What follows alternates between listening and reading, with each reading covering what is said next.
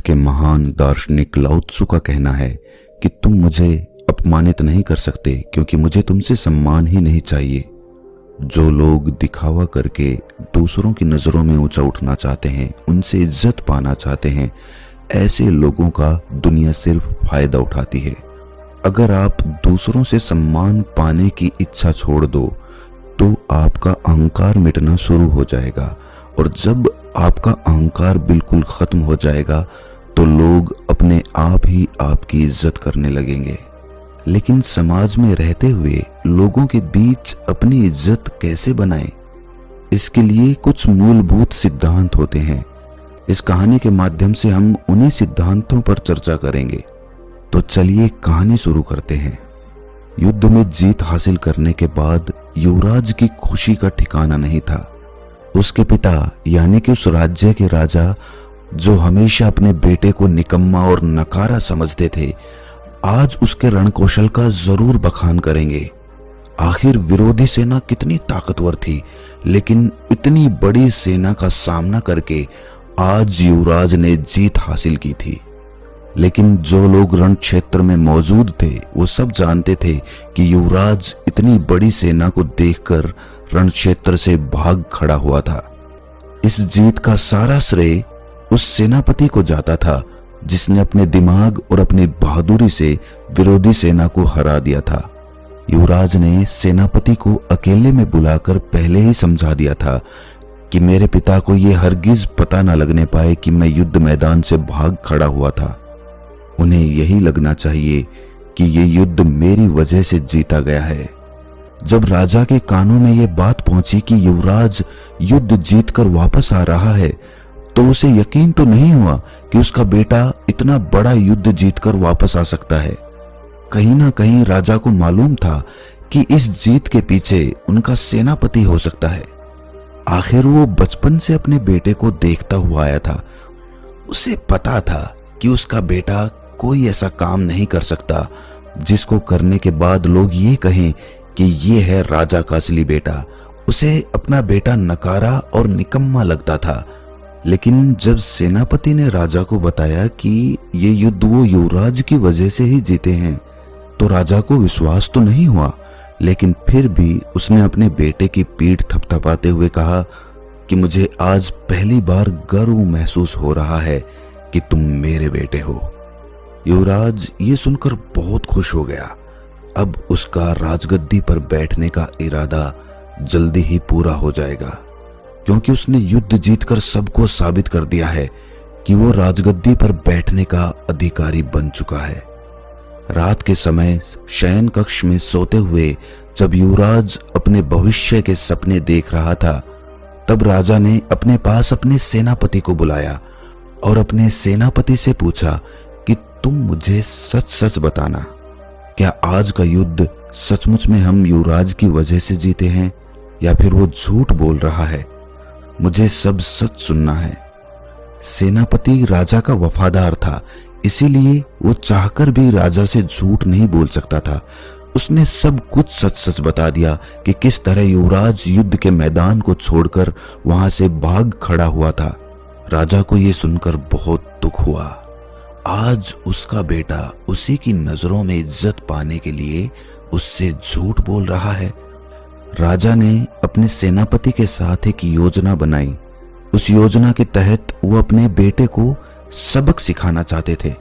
वो युवराज को समझाना चाहते थे कि इज्जत झूठ बोलकर नहीं कमाई जा सकती। इज्जत पाने के लिए दूसरे के दिल में जगह बनानी पड़ती है, उसे विश्वास दिलाना पड़ता है, सत्य बोलना पड़ता है, तब कहीं जाकर लोग तुम्हारी इज्जत करना शुरू करते हैं। राजा ने और सेनापति ने अपनी योजना के तहत अगले दिन सुबह सुबह युवराज को अपने साथ लेकर शिकार पर निकल गए। आज राजा एक सिंह का शिकार करने वाला था जिसने प्रजा को परेशान करके रखा हुआ था। जब युवराज को यह बात पता चली तो वो बहुत डर गया। उसने अपने पिता से बहाने बनाने की कोशिश की, लेकिन उसके पिता ने कहा कि बेटा, मैं बहुत बूढ़ा हो गया हूं, अब मुझसे शिकार नहीं होता, ये शिकार तुम्हें ही करना होगा, मैं तो बस तुम्हारी सहायता के लिए तुम्हारे साथ चल रहा हूं। अब युवराज के पास बचने का कोई विकल्प नहीं था, इसीलिए वो शिकार पर चलने के लिए तैयार हो गया। जब जंगल में युवराज का सिंह से सामना हुआ तो शुरुआत में तो वो सिंह को देखकर वहां से भाग जाना चाहता था, लेकिन वहां पर राजा खड़ा हुआ था, इसीलिए अपने पिता की नजरों में बहादुर बनने के लिए उसने सिंह से सामना लेने का निश्चय किया। और आखिरकार युवराज और सेनापति ने मिलकर उस सिंह का शिकार कर लिया। इससे युवराज का आत्मविश्वास बढ़ने लगा था। उसे विश्वास ही नहीं हो रहा था कि उसने एक सिंह को मार गिराया था। जंगल से वापस लौटते वक्त राजा के गुरु की एक कुटिया रास्ते में पड़ती थी। राजा अपने साथ अपने बेटे को लेकर अपने गुरु की कुटिया में पहुंचा। राजा ने अपने गुरु को प्रणाम करते हुए अपने युवराज का उससे परिचय करवाया। इसके बाद राजा ने जानबूझकर अपने बेटे को सबक सिखाने के लिए अपने गुरु से एक सवाल पूछा। उन्होंने कहा कि गुरुवर, मैंने अपने जीवन में बहुत झूठ बोले हैं। अपने मंत्रिमंडल को हमेशा अपने साथ रखने के लिए मैंने बहुत दिखावा भी किया। बहुत सारे युद्ध जो मैं सेनापति की वजह से जीता था, उसमें भी सारा श्रेय मैंने खुद ही ले लिया।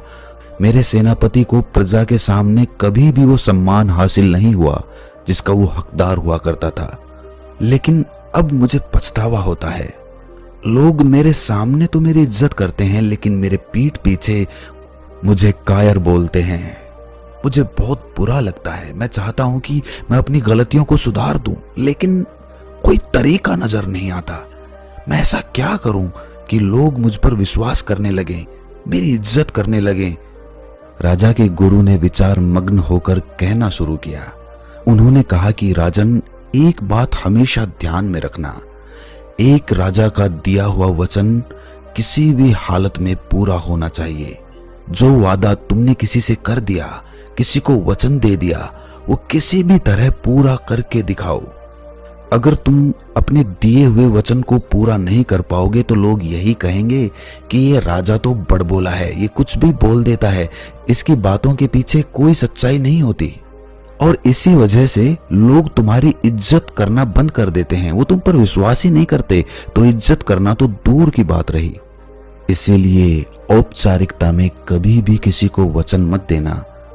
दूसरों के सामने दिखावा करने के लिए कभी किसी से कोई वादा मत करना, क्योंकि वादा करना होता तो आसान है, लेकिन उसको निभाना बड़ा मुश्किल होता है।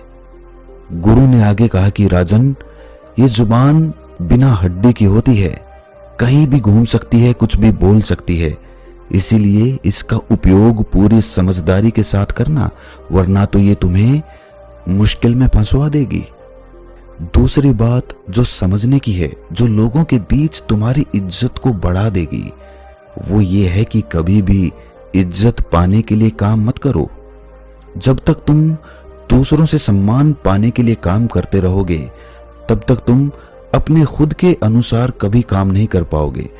तुम्हारे मन में यही अंतर्द्वंद्व चलता रहेगा कि लोगों को मेरा काम अच्छा लगेगा या नहीं लगेगा, और इसी अंतर्द्वंद्व में फंसकर तुम हमेशा दुखी रहोगे। इसीलिए किसी की अपेक्षा के अभिभूत होकर उसके अनुसार काम मत करो, अपने अनुसार काम करना सीखो। मस्त मौला होते हैं वो लोग जो सम्मान पाने के लिए नहीं जीते, वो जीते हैं जीने के लिए, खुद के लिए, आनंद के लिए। और याद रखना, अगर तुम सम्मान पाने के लिए काम नहीं करोगे तो कोई तुम्हारा अपमान भी नहीं कर पाएगा। तीसरे उपदेश की चर्चा करते हुए गुरु ने समझाया कि राजन, कितनी भी कठिन परिस्थिति क्यों ना हो, चाहे तुम्हारी जान ही क्यों ना चली जाए, लेकिन हमेशा सत्य बोलना सीखो। सत्य बोलना ही लोगों में तुम्हारा विश्वास कायम करता है। सत्य बोलना इतना आसान नहीं होता, क्योंकि सत्य बोलने की वजह से हो सकता है कि तुम्हें बहुत सारी दिक्कतों का सामना करना पड़े, क्योंकि सच हमेशा कड़वा होता है। बहुत सारे लोग उस कड़वे घूंट को पीकर शांत नहीं बैठेंगे, वो तुम्हें परेशान करेंगे, तुम्हें दुखी करेंगे, और इसी कारण तुम वो बोलना शुरू कर देते हो जो लोग सुनना चाहते हैं, और जो कि झूठ होता है। झूठ किसी भी परिस्थिति में तुम्हें खुद से दूर ही लेकर जाएगा। गुरुवर ने अपना अगला उपदेश बताते हुए कहा कि राजन, तुम एक राजा हो, पूरी प्रजा का भरोसा तुम पर है, इसलिए कोई भी काम करो वो सबकी भलाई के लिए होना चाहिए। सिर्फ अपने फायदे के लिए किया गया काम दूसरों की नजरों में तुम्हें इज्जत नहीं दिला सकता।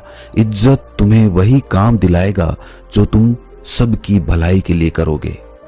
हम लालचवश ये भूल जाते हैं कि जो काम हम कर रहे हैं उससे दूसरों का कितना नुकसान होगा।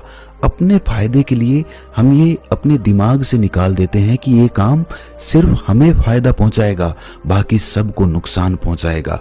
और ऐसा काम करने के बाद तुम क्या अपेक्षा करते हो कि लोग तुम्हारी इज्जत करेंगे?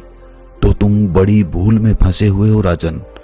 एक राजा हमेशा न्याय प्रिय होना चाहिए, और राजा ही नहीं अपितु हर इंसान को न्याय प्रिय होना चाहिए।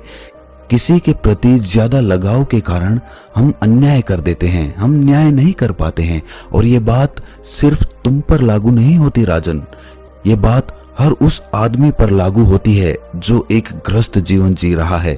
ग्रस्त जीवन में जब भी कोई झगड़ा होता है तो आदमी लगाव के कारण अन्याय कर देता है, न्याय करने की क्षमता अपनी खत्म कर लेता है, और इसीलिए घर परिवार में उसकी इज्जत कम होने लगती है। लेकिन इसके विपरीत घर के मुखिया को हमेशा न्याय प्रिय होना चाहिए। अपने 5वें उपदेश को बताते हुए गुरु ने कहा कि राजन, ये उपदेश बड़े ध्यान से सुनना, क्योंकि एक राजा को हमेशा सामाजिक होना चाहिए। उसे पता होना चाहिए कि उसके राज्य में क्या कुछ चल रहा है, इसीलिए उसे कभी कभी भेष बदलकर अपने राज्य का दौरा करना चाहिए। और उसी प्रकार जो भी आदमी समाज में रहता है उसे भी सामाजिक होना चाहिए। लोगों के बीच उठना बैठना चाहिए, लोगों की समस्याएं सुननी चाहिए। उसे पता होना चाहिए कि उसके आसपास, उसके समाज में क्या कुछ घटित हो रहा है। इससे समाज पर तुम्हारी पकड़ मजबूत होती जाती है और लोगों के बीच तुम्हारा रुतबा बनने लगता है। और राजन, समाज में हमेशा मीठी वाणी में बात करनी चाहिए, चाहे तुम्हें गुस्सा ही क्यों ना आ रहा हो, लेकिन अपनी वाणी हमेशा मीठी और मन को मोहने वाली बनाकर रखना, क्योंकि वाणी ही वो हथियार होती है जो लोगों को हमारे पास खींच कर लेकर आती है। जो लोग इस बात को समझ लेते हैं, अपने जीवन में उतार लेते हैं, वो हर एक व्यक्ति के दिल में अपनी जगह बना लेते हैं। बात चाहे कड़वी ही क्यों ना हो, लेकिन अगर वो सही अंदाज से कही गई हो तो वो बात भी सामने वाले को इतनी नहीं चुभती जितना कि सच चुभ जाता है जो सामने वाले को दुखी करने के लिए कड़वी जुबान से बोला जाता है। अगला उपदेश सुनाते हुए गुरुवर ने राजा को बताया कि राजन, जो मित्र तुम्हारे करीब रहते हैं, तुम्हारे साथ उठते बैठते हैं, तो याद रखना उनमें कोई ऐसा मित्र नहीं होना चाहिए जो तुम्हारी पीठ पीछे तुम्हारी ही बुराई करे, क्योंकि लोग उस पर भी विश्वास करते हैं, क्योंकि वो आपका मित्र है। और आपका मित्र आपके बारे में जो बात बोलेगा लोग उसे ही सच मानेंगे, क्योंकि वो आपके आसपास हमेशा मौजूद रहता है। खुद कभी किसी के साथ विश्वासघात मत करना, और साथ के साथ विश्वासघात और धोखेबाज मित्रों से हमेशा सावधान रहना, क्योंकि जितना नुकसान आपका शत्रु आपको नहीं पहुंचा सकता, उतना एक विश्वासघाती मित्र आपको पहुंचा सकता है। इसके बाद राजा के गुरु ने युवराज को संबोधित करते हुए कहना शुरू किया कि युवराज, तुम आने वाले समय के सम्राट हो, उल्लंघन मत करना, वरना तो तुम अपनी प्रजा के दिल में कभी भी जगह नहीं बना पाओगे। लंबे समय तक शासन करने के लिए ये नियम ऐसे हैं जो आपको अंधेरे रास्ते में एक मशाल की तरह तुम्हारे काम आते रहेंगे। ये कहकर राजा का गुरु जंगल से लकड़ियां बटोरने के लिए निकल जाता है और राजा अपने युवराज और सेनापति के साथ अपने राजमहल में वापस लौट आता है। रात भर युवराज उन बातों पर विचार करता रहा और अगले दिन सुबह सुबह अपने पिता के पास जाकर उसने सारी सच्चाई बता दी कि किस तरह वो युद्ध के मैदान से भाग खड़ा हुआ था और सेनापति की वजह से वो ये युद्ध जीत पाए। राजा को अपने बेटे के मुख से ये सच्चाई सुनकर बेहद प्रसन्नता हुई। उसे लगने लगा कि अब इसमें राजा के गुण उत्पन्न होना शुरू हो चुके हैं और इसी के साथ पिता और बेटा एक दूसरे के गले से लिपट जाते हैं। तो दोस्तों, कैसी लगी ये कहानी आपको कमेंट सेक्शन में ज़रूर बताना, और अच्छी लगी हो तो इस चैनल को सब्सक्राइब करके नोटिफिकेशन बेल को ज़रूर प्रेस कर देना। तो मिलते हैं अगली कहानी में, तब तक के लिए अपना ख्याल रखें।